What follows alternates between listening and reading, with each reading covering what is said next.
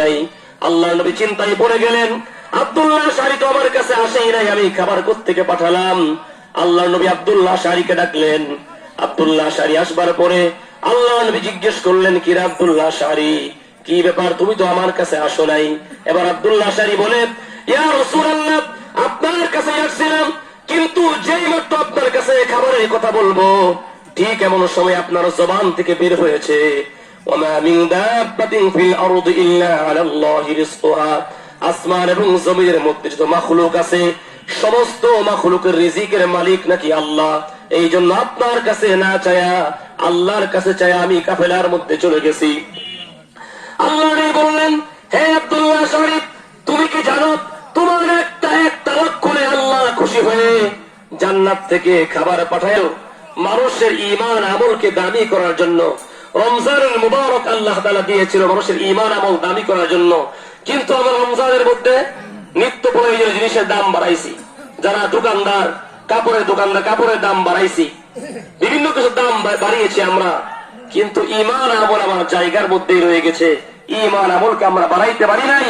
তা না হলে আল্লাহ নবী বলেছেন, রমজানের শেষ দশকটা আল্লাহর কাছে এত দামি, কিন্তু আমাদের সমাজের মধ্যে রমজানের শেষ দশকটা আমরা রাখি ঈদের কেনাকাটার জন্য।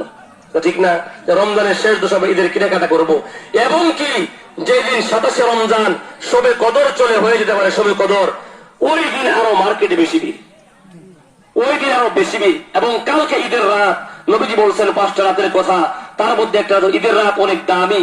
কালকে নকলা বাজারে যেই পরিমাণ ভিড় ছিল, সাধারণ ছোট্ট একটা শহর নকলাতেই যদি এই পরিমাণ ভিড় থাকে, তাহলে শেরপুরের অবস্থা বুঝেন, বিভাগীয় শহর ময়মনসিংহের অবস্থা বুঝেন। আসলে রোজা আমরা রাখছি, কিন্তু তাকওয়াবান হতে পারি নাই। আবার অনেকে রোজা আমরা রাখছিলাম, রোজা রেখে ভাবছিলাম যে ইফতার করব, রোজা রেখে ইফতারের এত আইটেম, নবীজি বললেন ইফতারের আগ মুহূর্তে আল্লাহ দোয়া কবুল করে, কিন্তু আমার ইফতারের আইটেম তরমুজ, কলা আপনার এত বেশি ছিল, এগুলো খাইতে সময় চলে যায় 20 মিনিট, দোয়া আমি কোন সময় করব? মানে এত ছিল পরিমাণ। সেহরির সময় নবীজি বলেন সুন্নত দোয়া আল্লাহ কবুল করে। আমি এত পরিমাণ সেহরির সময় খেয়েছি, তাহাজ্জুদের রক্ত আমার নাকের ডগার সামনে দিয়ে চলে গেছে। আমি তো সেহরি খাইতেই ব্যস্ত। 4-5 প্রকারের আইটেম না হলে, 4-5 প্রকারের আইটেম না হলে আমার তো সেহরি হয় নাই। আপনি যারা এই রমজানুল মুবারকে বিবিকে বলছেন যে 4 প্রকারের তরকারি লাগবে, 3 প্রকারের তরকারি লাগবে, আজকে বুকে হাত দিয়ে এটা নিয়ে যান।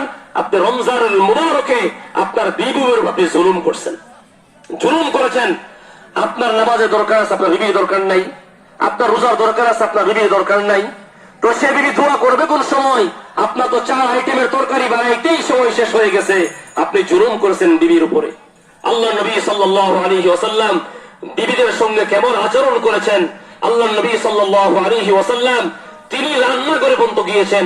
আল্লাহ নবী সাল্লাল্লাহু আলাইহি ওয়াসাল্লাম রান্না করে গিয়ে আয়েশা সিদ্দিকার হাদিস আসছে, তিনি বলেন নবীজি আমি রান্না করলে পরে নবী তরকারি এসে কাটতো, নবীজি রান্না করে চুলার পারে বসে পানি গরম করতো। আমি আর আপনি তো বিভিন্ন রমজান মাসের মধ্যে রাখছিলাম ব্যস্ত, যে তরকারি করো, এটা করো, সেটা করো। আল্লাহর কাছে মাপ চাই আমরা যে আমার বিবির তো নামাজের দরকার ছিল, আমার পরিবারে তো নামাজের দরকার ছিল, কিন্তু আমরা সেই সুযোগটা দেই নাই।